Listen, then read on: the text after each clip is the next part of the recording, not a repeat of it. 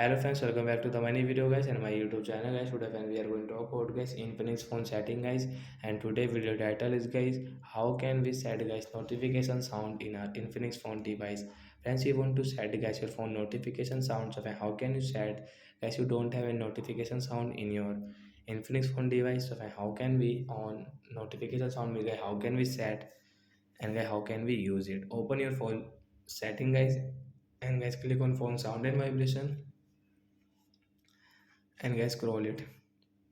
As you can see guys, we don't have any notification volume by the notification sound. So guys, first of all we will set from here. So which notification sound guys you like guys, we will set. So example guys, I will click into this spray and okay. So friends, you can see now guys we have this notification sound.